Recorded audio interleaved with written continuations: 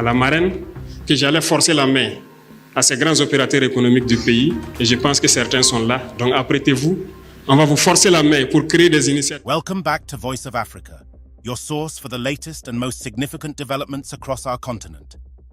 Today, we delve into a groundbreaking announcement by President Ibrahim Traoré of Burkina Faso that has sent ripples through the political landscape of West Africa. This bold move has significant implications for regional unity and anti-colonial sentiments. Stay with us as we unpack the reasons behind this decision, its impact, and what it means for the future of the Sahel Confederation. President Ibrahim Traoré has been a vocal advocate for African unity and independence, particularly in resisting the lingering influence of former colonial powers. His latest announcement regarding the Sahel Confederation is a testament to this commitment. The Sahel Confederation, currently comprising Burkina Faso, Mali, and Niger, aims to foster a union based on shared cultural, economic, and social foundations. Traoré's vision is clear: to create a stable and equitable union free from external economic exploitation and political domination. In a surprising move, President Traoré has explicitly excluded Ghana and Ivory Coast from joining the Sahel Confederation.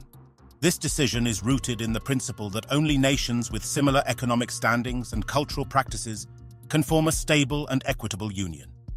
Despite their geographical proximity, Ghana and Ivory Coast have significantly different economic levels and cultural habits compared to the current members of the Confederation. Traoré's reasoning is clear: including economically stronger nations like Ghana and Ivory Coast could lead to economic imperialism within the Union, undermining the mutual respect and equality among member states. By excluding these nations, Traoré aims to maintain the Confederation's integrity and focus on self-reliance and mutual support. To understand the exclusion of Ghana and Ivory Coast, it's essential to delve into the historical context of colonialism and its enduring impact. Ivory Coast, colonized by France, and Ghana, colonized by Britain, experienced different forms of colonial rule that have shaped their post-colonial trajectories. France's colonization of Ivory Coast began in the 1840s and continued until the country gained independence in 1960. However, the influence of France did not end with independence. Through economic and political ties, France has continued to shape Ivory Coast's course, ensuring its integration into the French economic system. The use of the CFA franc, a currency pegged to the euro and guaranteed by the French treasury, exemplifies this ongoing influence. Ghana, formerly known as the Gold Coast, gained independence from British rule in 1957. Unlike France's direct control over Ivory Coast, Britain employed a policy of indirect rule in Ghana, working through local leaders. This approach resulted in distinct post-colonial dynamics, with Ghana having a different relationship with its former colonial power compared to Ivory Coast. President Traoré's anti-colonial stance is a driving force behind the formation and expansion of the Sahel Confederation. By rejecting the inclusion of nations with significant colonial ties and economic dependencies on former colonial powers, Traoré aims to create a union that is genuinely independent and self-reliant. Traoré's announcement aligns with his broader goal of eradicating French imperialism from Burkina Faso. This strategic move highlights his commitment to governance and development that prioritizes African traditions and grassroots approaches over Western democratic frameworks. While excluding Ghana and Ivory Coast, President Traoré has extended an invitation to Chad to join the Sahel Confederation. Chad shares many cultural and economic characteristics with the Sahel region, making it a suitable candidate for the Confederation. This move not only strengthens the Confederation's cultural cohesion, but also enhances its regional influence and resilience against external pressures. Chad's potential membership underscores the importance of shared security challenges in the Sahel region. Like Burkina Faso, Mali, and Niger, Chad faces significant threats from terrorism and armed conflicts. By joining the Sahel Confederation, Chad can contribute to a collective approach to security, enhancing the region's stability and defense capabilities. One of the primary motivations behind the Sahel Confederation is to address the security challenges faced by the member states. President Traoré has criticized regional organizations like ECOWAS and their Western backers for inadequate support in combating terrorism. In response, Burkina Faso has recruited nearly 100,000 civilian volunteers to bolster its defense capabilities. The Sahel Confederation aims to strengthen regional cooperation on security matters. By pooling resources and coordinating efforts, the member states can develop a comprehensive strategy to combat terrorism and maintain stability.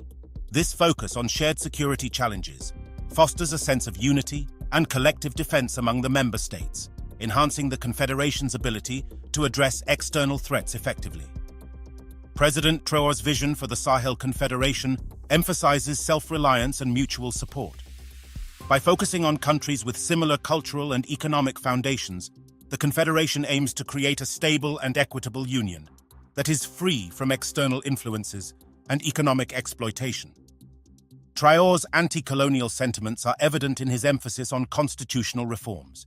He advocates for a grassroots approach to governance, allowing the people of Burkina Faso to decide how they want to be governed. This approach prioritizes African traditions and values over Western democratic models, ensuring that the union is built on a solid foundation of mutual respect and equality. Before we continue, we want to remind you to like, comment, and subscribe to our channel. Your support helps us bring you more insightful content on African culture, history, and current affairs. Don't forget to hit the bell icon to receive notifications for our latest videos. Now let's dive back into our discussion on the Sahel Confederation and its implications. The exclusion of Ghana and Ivory Coast from the Sahel Confederation raises important questions about the future of regional cooperation in West Africa. While Burkina Faso seeks to forge a path free from external control, prioritizing African unity and self-determination, Ghana and Ivory Coast appear content to maintain their established relationships with France. This divergence in attitudes towards former colonial powers highlights the complex dynamics within the region. On one hand, Burkina Faso's strong stance against neo-colonialism has garnered support from its population, who see it as a necessary step towards true independence and self-determination. On the other hand, Ghana and Ivory Coast's close ties with France reflect a different approach to regional politics and economic development. The formation of the Sahel Confederation represents a significant step towards a unified stance against neo-colonialism in West Africa. By excluding economically stronger nations with lingering colonial ties, the Confederation aims to build a union based on shared cultural and economic values. This approach ensures that the member states can work together towards common goals without the interference of external powers. However, the exclusion of Ghana and Ivory Coast also poses challenges. These nations' established relationships with France and their differing economic standings could lead to tensions within the region. The Sahel Confederation must navigate these complexities to maintain its focus on unity and self-reliance. Looking ahead, the Sahel Confederation has the potential to reshape the political landscape of West Africa. By fostering a union based on mutual respect, cultural cohesion, and shared economic values, the Confederation can serve as a model for regional cooperation and independence.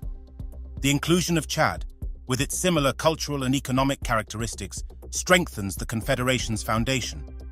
This move not only enhances the Union's resilience against external influences, but also highlights the importance of regional ties in fostering stability and development.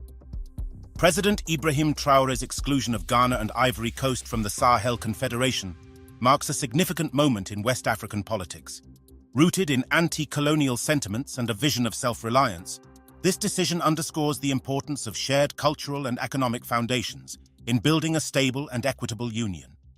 As the Sahel Confederation continues to evolve, it will play a crucial role in addressing the region's security challenges and fostering a sense of unity among its member states. By prioritizing African traditions and values, the Confederation aims to create a union free from external economic exploitation and political domination. Thank you for joining us on Voice of Africa. Don't forget to like, comment, and subscribe to our channel for more insightful content on African culture, history, and current affairs. Until next time, stay informed and stay engaged.